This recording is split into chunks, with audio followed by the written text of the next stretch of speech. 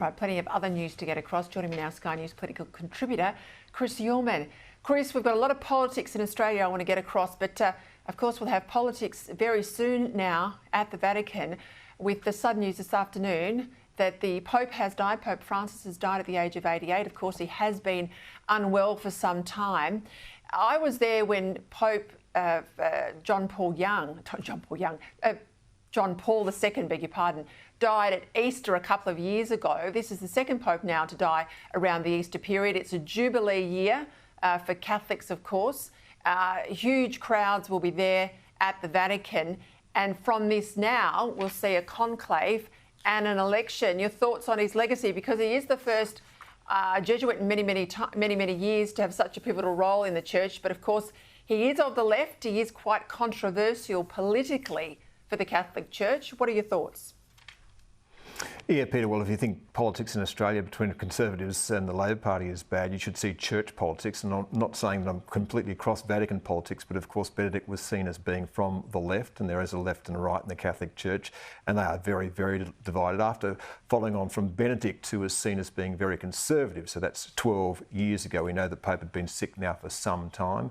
It was probably surprising that he actually got out of hospital. He had double pneumonia and only lasted a few days after getting out of hospital. And of course, those who follow his faith and his convictions will now think that he's going to a better place. But what happens here on earth is what's going to matter next in papal elections. I think there are 136 cardinal electors. I think he has appointed 110 of them. So you know your numbers, Peter. You follow the numbers, and who do you think is going to be elected as the next Pope? It's more likely to be a progressive than a conservative.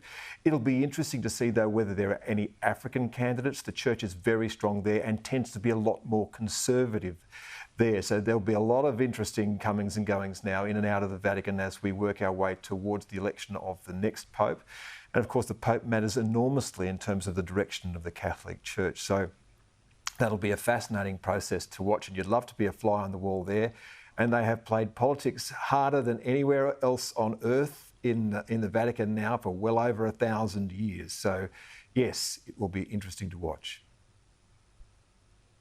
Well, I might be Catholic, but given my gender, I think you're more likely to be the fly on the wall in the Sistine Chapel than I'll ever be, but we'll leave that there. Let's go to Labor pre-poll. We obviously know it's opening up tomorrow, but the how to vote cards, these have already been distributed or certainly available on Labor's website. And I went through them in the top of the show. Anthony Albanese, well, he's got his own name there against number one, as you'd expect, but they're preferencing the Greens second in his seat. Likewise in Tony Burke's seat and Jason Clare's seat and a whole lot of others. Even the most senior Jewish MP we've got, the Attorney General Mark Dreyfus, he is preferencing the Greens.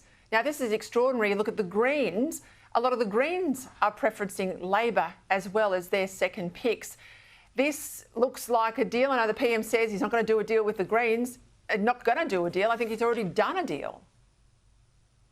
Oh, look, Peter, are you the least bit surprised? And when we look at the preference flows between the Labor Party and the Greens, many of those MPs would not be elected if it wasn't for Green preferences. Now, those preference flows, in fact, have been growing over the years. I think in 2019, about 80% of Greens preferences went to the Labor Party. And I think at the last election, it was up closer to 85% of Greens preferences went to the Labor Party. So there would be many Labor MPs who would simply not get elected if it wasn't for those Green preferences. And when we look at what happens with the coalition, the preference flows from places like One Nation and what was the UAP at the last election tend not to be anywhere near as strong. They do still tend to favour the coalition, but by nothing like those numbers. I think from One Nation, the preference is around about 60 or 65% compared to the 85% which go from the Greens. So preferences are massively important in the system that we have, and the way that this works is it was always going to be follow the numbers, the same as with the Vatican.